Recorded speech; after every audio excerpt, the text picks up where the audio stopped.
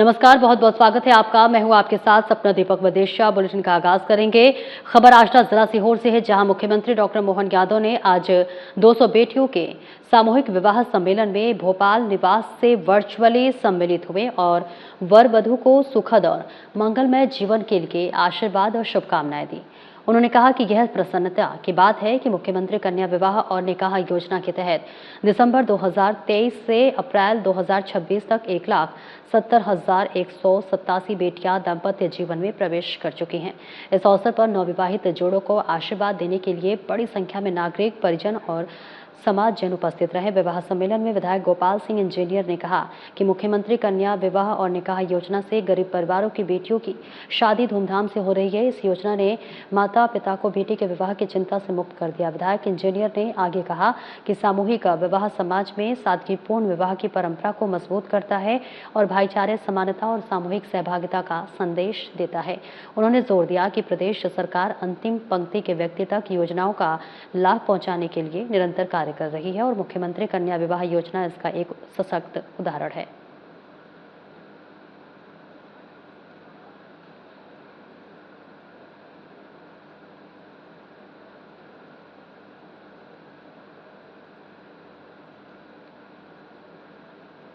और खबर शिवपुरी से है, जहां किसानों की समस्याओं को लेकर कांग्रेस कार्यकर्ताओं ने पडोरा चौराहे पर चक्का जाम कर प्रदर्शन किया। प्रदर्शन के दौरान सड़क पर वाहनों की लंबी कतार लग गई और यातायात प्रभावित रहा। कांग्रेस नेताओं ने बीजेपी सरकार पर किसानों की अनदेखी का आरोप लगाते हुए नारेबाजी की। पौड़ी विधायक ने कहा कि अभी सरकार को केवल चेताया जा रहा है, आगे उग्र आंदोलन किया जाएगा। पुलिस और प्रशासन के समझाने पर यातायात व्यवस्था सामान्य हुई।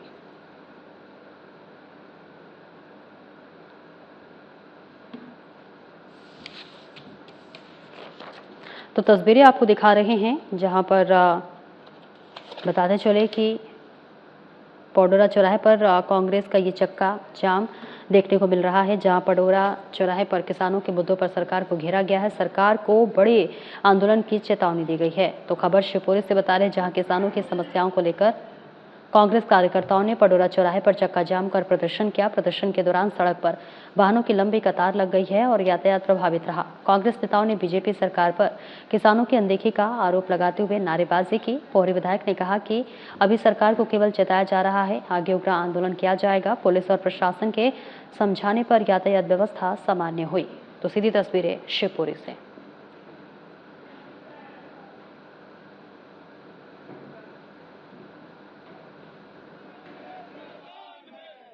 इस विषय पे हमारे प्रदेश अध्यक्ष जी से रात में बात हुई थी। हमारे साथ में माननीय हमारे बरैया जी हैं, हमारे पूर्व मंत्री माननीय लाखन सिंह यादव जी हैं, हमारे पूर्व विधायक करेरा सिपरागीलाल जी हैं। तो हमारी रात में चली जो कि 6 बजे तक होना थी, अब वो 3 बजे तक है। हम समझ रहे हैं कि हमारी प्रदेश की जनता परेशान न हो, इसलिए इसको 4 घंटे का चक्का जाम कर दिया है। 4 घंटे में भी हमने एम्बुलेंस वगैरह निकालने के लिए अलग व्यवस्था जमाई है। पानी चल रहा है और यहाँ पे सूप वगैरह, केले वगैरह ये बंटने की व्यवस्था चली रही है और हाँ, खाने के पैकेट भी हैं। ऐसा नहीं है, हम सब समझते हैं अभी। लेकिन एक बात और कहना चाह रहे हैं, अभी एक नमूना उदाहरण है 4 घंटे का प्रदेश और देश की सरकार को। अगर हमारी किसानों के लिए, किसानों की सुविधा के लिए, किसानों की फसलों की दाम बढ़ाने के लिए, किसानों के लिए खाद व्यवस्था के लिए, किसानों के लिए बिजली की व्यवस्था के लिए सुविधा नहीं की गई, तो एक दिन प्रदेश और देश में चक्का जाम कर देंगे। इंदौर के वरिष्ठ कांग्रेसी नेता और विधानसभा क्षेत्र से 3 बार विधायक रहे अश्विन जोशी का आज निधन हो गया। 66 वर्षीय जोशी को सीने में दर्द की शिकायत के बाद इंदौर के शेल्बी हॉस्पिटल में भर्ती कराया गया था, जहां उन्होंने अंतिम सांस ली। उनके निधन से कांग्रेस में शोक की लहर है। इंदौर की राजनीति में वे कांग्रेस के कद्दावर नेता और मजबूत संगठनकर्ता के रूप में जाने जाते थे। उनके निधन पर मध्य प्रदेश के कई वरिष्ठ कांग्रेसी नेताओं ने शोक व्यक्त किया है। पारिवारिक सूत्रों और उनके भाई संजय जोशी से प्राप्त जानकारी के अनुसार अश्विन जोशी का पार्थिव देह फिलहाल अस्पताल में रखा गया है। उनका अंतिम संस्कार उनके पुत्र के अमेरिका से इंदौर लौटने के बाद किया जाएगा।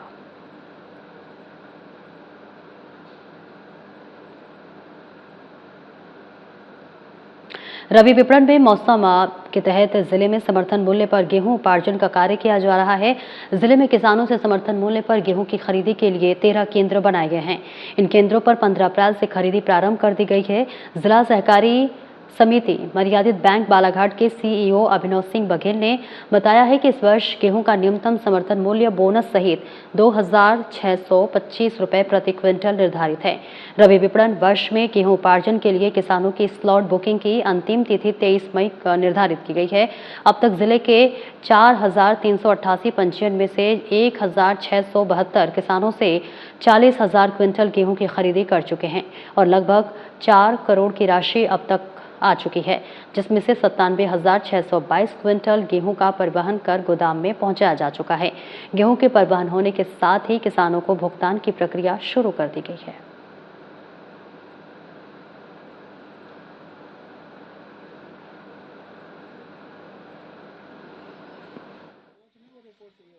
ये जो खरीदी चालू हुई है इसमें इस बार रिकॉर्ड तोड़ पंजीयन करे गए थे, क्योंकि कलेक्टर सर का इसमें स्पेशली था कि हमें सारे किसानों को बोनस पे जो एमएसपी है वो भी देना है और बोनस जो मिल रहा है वो भी करना है। तो इसलिए 4,388 बने हुए हैं और उसमें से अभी तक के 1,672 लोगों ने खरीदी कर चुकी है और लगभग 4 करोड़ का पेमेंट हमें आ चुका है।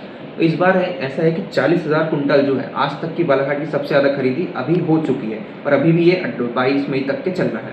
सर, अभी बालाघाट जिले की बात करें तो कितने यहाँ पर जो है केंद्र बनाए गए हैं? यहाँ पे जो 13 केंद्र बनाए गए हैं, 8 केंद्र जो है वो गोदाम स्तरीय है और बाकी के जो है समिति स्तर पे केंद्र। बुरहानपुर में किसानों की समस्याओं को लेकर ताप्ती सेवा समिति ने कलेक्टर कार्यालय पहुंचकर मुख्यमंत्री के नाम तहसीलदार को ज्ञापन सौंपा। समिति ने सरकारी खरीदी केंद्रों पर किसानों के लिए बेहतर सुविधाएं उपलब्ध कराने और उपज का समय पर भुगतान किए जाने की मांग उठाई। समिति का कहना है कि भीषण गर्मी में किसान अपनी उपज बेचने के लिए घंटों लंबी कतारों में खड़े रहने को मजबूर हैं। समिति अध्यक्ष सरिता भगत ने बताया है कि खरीदी केंद्रों पर किसानों के लिए पीने के पानी, छांव और बैठने जैसी मूलभूत सुविधाओं की पर्याप्त व्यवस्था नहीं है। किसानों को परेशानियों का सामना करना पड़ रहा है। समिति ने मांग की है कि किसानों की उपज सीधे खेतों से खरीदी जाए ताकि उन्हें मंडियों में लंबा इंतजार न करना पड़े। साथ ही खरीदी के लिए तय समय सीमा के बंधन को भी समाप्त करने की मांग प्रशासन से की गई है।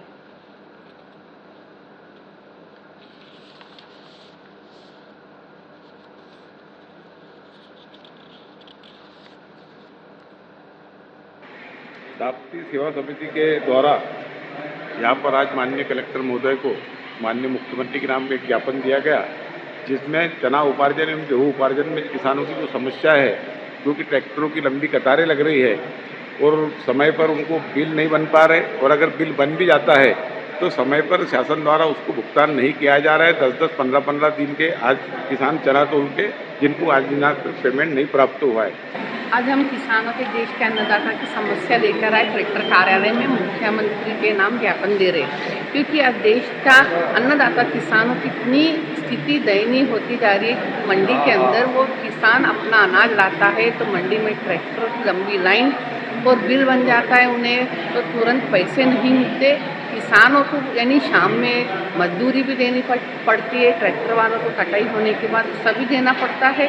उसके बावजूद किसानों ने अपनी जो फसल है उसका मूल भाव भी नहीं मिल रहा है, उन्हें वहाँ स्थिति की दयनीय है। खबर उज्जैन से है, जहां आरपीएफ पुलिस की डीजीपी सोनाली मिश्रा उज्जैन पहुंची और सिंहस्थ की तैयारियों का जायजा लिया। इस दौरान उन्होंने बातचीत में बताया कि सिंहस्थ के आयोजन में आरपीएफ बहुत ही महत्वपूर्ण रोल अदा करेंगे। इस बार 2028 में उज्जैन में सिंहस्थ महाकुंभ का आयोजन होगा, जिसमें देश विदेश से 20 करोड़ श्रद्धालु के आने का अनुमान है। इसी के मद्देनजर आरपीएफ पुलिस तैयारियां कर रही है। इन्हीं सब तैयारियों का जायजा लेने के लिए आरपीएफ पुलिस की डीजीपी सोनाली मिश्रा और विभागीय और स्थानीय पुलिस अधिकारियों को साथ लेकर रेलवे स्टेशन सहित शहर के बाहर बनाए गए फ्लैग स्टेशन का निरीक्षण किया। इस दौरान डीजीपी ने रेलवे स्टेशन पर प्लेटफॉर्म नंबर 1 से लेकर 8 नंबर तक पैदल भ्रमण कर व्यवस्थाओं का जायजा लिया। इसके बाद डीजीपी सोनाली मिश्रा ने मीडिया के साथ बातचीत करते हुए बताया कि इस बार सिंहस्थ के आयोजन में आरपीएफ, जीआरपी और मध्य प्रदेश पुलिस के साथ मिलकर महत्वपूर्ण रोल अदा करेंगी। हमारा पूरा फोकस यात्रियों के मूवमेंट पर रहेगा कि किस तरह से उन्हें शटर में लाया जाए, सुरक्षित बाहर निकाला जाए। इसके लिए एक अलग से पूरा प्लान तैयार किया जा रहा है।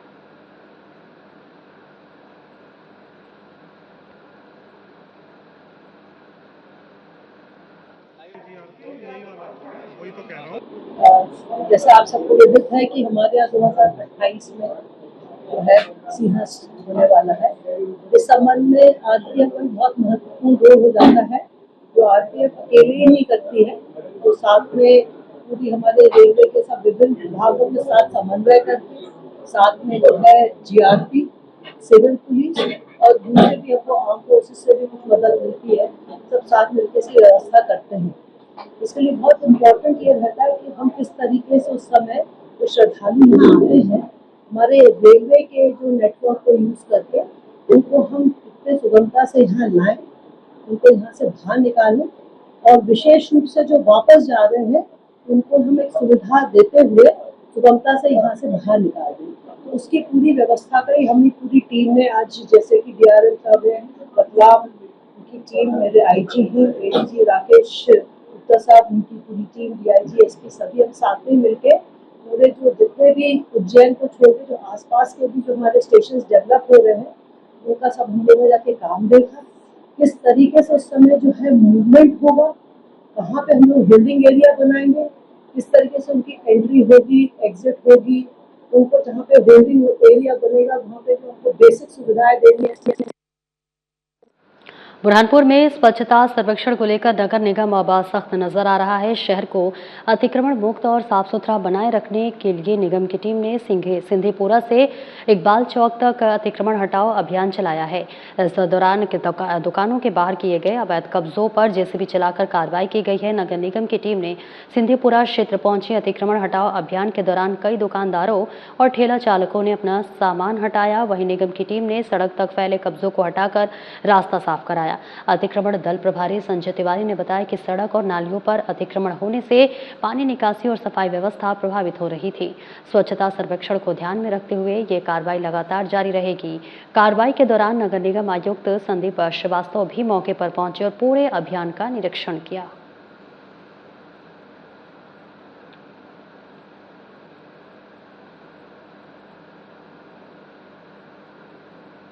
बागली अनुभाग पर 11.5 करोड़ की लागत से बनने वाले राजस्व कार्यालय निर्माण प्रारंभ होने के बाद से ही चर्चाओं में रहा है।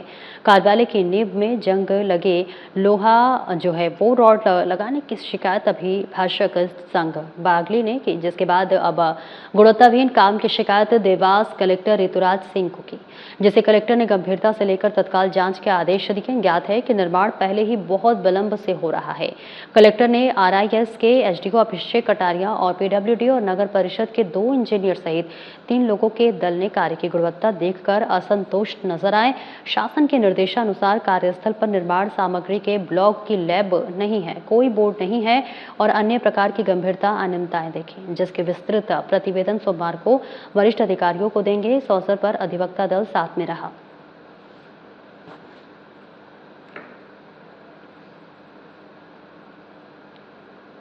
डिंडोरी जिला अस्पताल एक बार फिर अपनी कार्यप्रणाली को लेकर सवालों के घेरे में है। इस बार मामला अस्पताल प्रबंधन की लापरवाही और खराब व्यवस्थाओं से जुड़ा हुआ है, जहां आपको बता दें कि जानकारी के अनुसार क्यूठी गांव निवासी 30 वर्षीय का शव संदिग्ध परिस्थितियों में पेड़ के नीचे पड़ा मिला। ग्रामीणों ने शव देखे जाने की सूचना परिजनों को दी, जिसके बाद तत्काल डिंडोरी कोतवाली पुलिस को मामले की जानकारी दी गई। मौके पर पहुंची पुलिस ने पंचनामा कार्रवाई पूरी कर शव को पोस्टमार्टम के लिए जिला अस्पताल भेजा, लेकिन देर शाम होने के कारण अस्पताल प्रबंधन ने पोस्टमार्टम शुक्रवार को किए जाने की बात कही। इसके बाद जब पुलिस और परिजन शव को सुरक्षित रखने के लिए अस्पताल के डीप फ्रीजर पर पहुंचे तो वहां की व्यवस्था ने सभी को हैरान कर दिया। बताया गया कि दोपहर करीब 1:30 बजे ट्रांसफार्मर खराब होने से अस्पताल की बिजली व्यवस्था ठप हो गई है, जिसके चलते डीप फ्रीजर बंद पड़ा हुआ है। सबसे बड़ा सवाल ये उठ रहा है कि जिला अस्पताल में शव को सुरक्षित रखने जैसी गंभीर व्यवस्था के लिए बैकअप सिस्टम क्यों नहीं मौजूद है। फिलहाल शव को मोर्चरी में रखवा दिया गया है।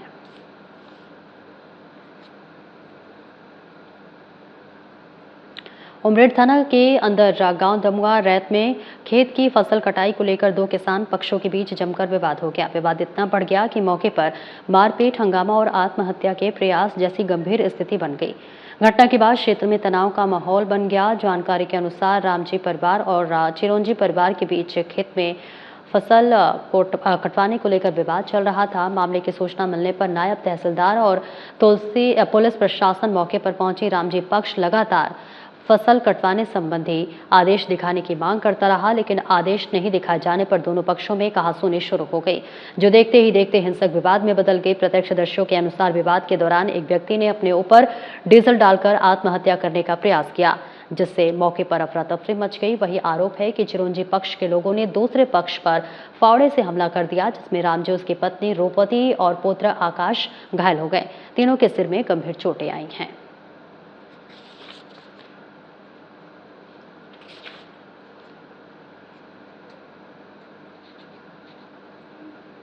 पश्चिम रेलवे के महाप्रबंधक रामाश्रय पांडे उज्जैन आए और सिंहस्थ की तैयारियों का जायजा लिया। आपको बताते चले कि इस बीच उन्होंने बातचीत में बताया कि इस बार रेलवे सिंहस्थ के दौरान यात्रियों की सुविधा के लिए 7800 यात्री ट्रेन चलाएगा। इस बार 2028 में उज्जैन में सिंहस्थ महाकुंभ का आयोजन होगा, जिसमें देश विदेश से 20 करोड़ श्रद्धालुओं के आने का अनुमान है। इसी को देखते हुए रेलवे विभाग ने तैयारियां तेज कर दी है। इन्हीं सब तैयारियों का जायजा लेने के लिए मुंबई से पश्चिम रेलवे के महाप्रबंधक रामाश्रय पांडे उज्जैन आए और रेलवे और प्रशासनिक अधिकारियों को साथ लेकर विभिन्न निर्माण कार्यों का निरीक्षण किया। इसके बाद रेलवे जीएम ने उज्जैन रेलवे स्टेशन पर मीडिया के साथ बातचीत में बताया कि इस बार सिंहस्थ के दौरान 20 करोड़ यात्रियों के आने का अनुमान है। इसी को ध्यान में रखते हुए रेलवे तैयारियां कर रहा है। रेलवे इस बार सिंहस्थ के दौरान यात्रियों की सुविधा के लिए 7800 से अधिक ट्रेन चलाएगा। इसके लिए शहर के बाहर चिंतामण, पंबासा, विक्रमनगर और पिंगलेश्वर में अत्याधुनिक रेलवे प्लेटफॉर्म बनाए जा रहे हैं।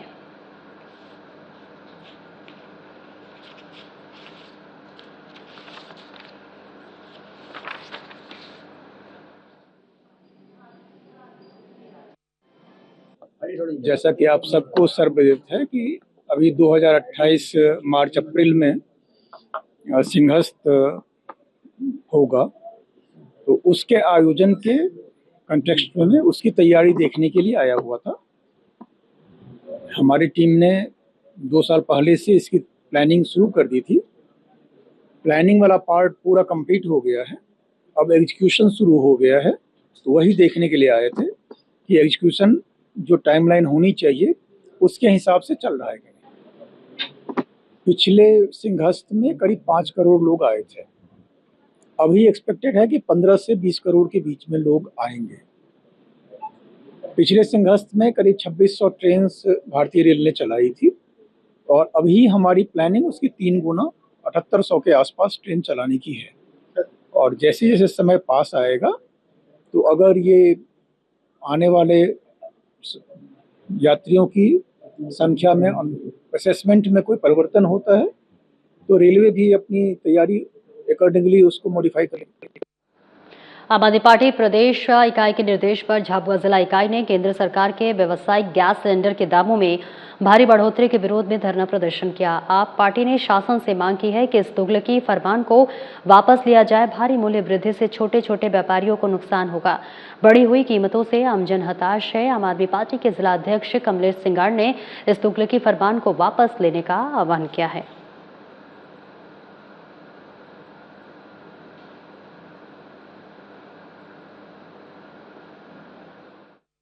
आम आदमी पार्टी प्रदेश प्रभारी के आह्वान पर आज आम आदमी पार्टी झाबुआ ने जिला मुख्यालय पर जो कमर्शियल गैस सिलेंडर है उसमें रुपये 993 की वृद्धि हुई, उसके विरोध में आज हमने सांकेतिक धरना प्रदर्शन किया है।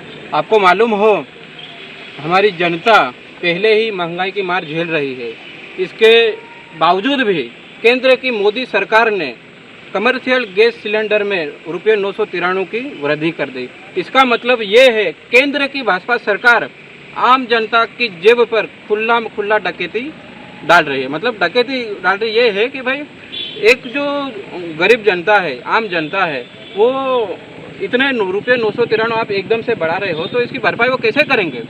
पहले ही महंगाई की मार इतनी है कि वो झेल नहीं पा रहे थे, वो ऊपर से फिर गैस सिलेंडर में अपने कीमतों में वृद्धि करके सीधे 993 बढ़ा दे, जिसका हम आम आदमी पार्टी की ओर से पुरजोर विरोध करते हैं।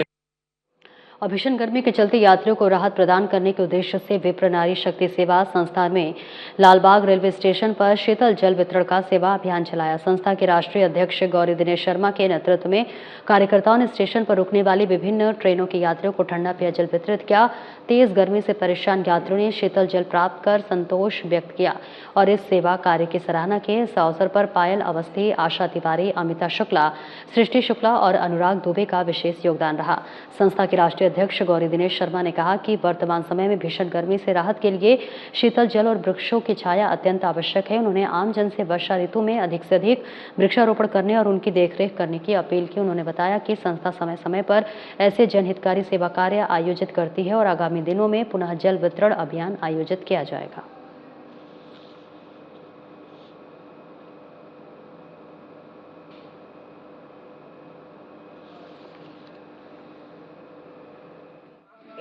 बैतूल के कोयलारी क्षेत्र में आटे में लिपटे विस्फोटक चारे से गौवंश की मौत के विरोध में बुधवार को हिंदू संगठनों ने कलेक्ट्रेट कार्यालय पर जोरदार प्रदर्शन किया।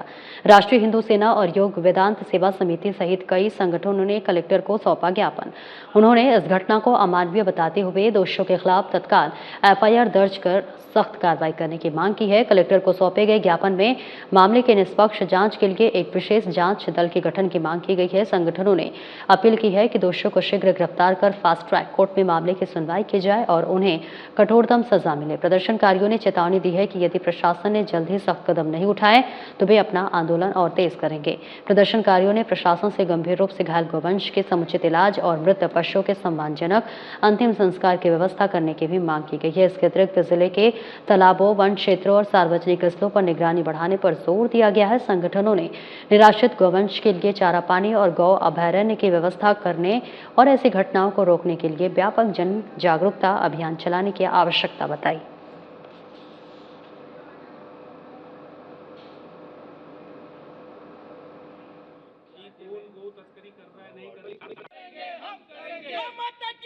इस तरह की घटनाएं जो हैं ये निश्चित रूप से चिंता के विषय और कहीं ना कहीं हमारे सांप्रदायिक वातावरण को भी खराब करती हैं।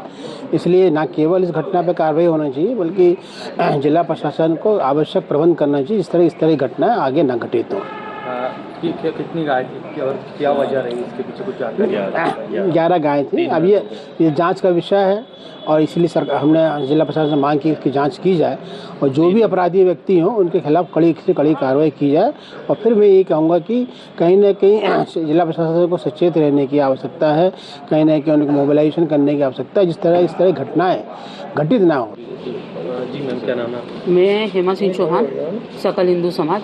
मुझे बताएं, आज आप सब लोग यहाँ पर कलेक्टेड आए थे। ये जो सर कोयलारी गांव में जो कहते से भी 20 गायों के साथ में जो कृत्य किया गया है, आटे के गोलियों के अंदर में बारूद रखा गया और उसे कहते गाय ने खा लिया और जिससे उनके सारे जबड़े फट गए, गाय मर गई है और 11 गाय मर गई है। बाकी कहते से बहुत सीरियस है, जिसके लिए हम सकल हिंदू समाज और भी जितने भी संगठन है बैतूल के सारे सर्व संगठन यहाँ पर एकत्रित हुए हैं कि हम लोग ये मांग करते हैं कि उनको जो एक इंसान की मृत्यु के ऊपर जो दंड मिलता है वही दंड इन लोगों को मिलना चाहिए। ये कोई गिरोह है जो कहते से ये कृत्य कर रहा है और हमें चैलेंज कर रहा है।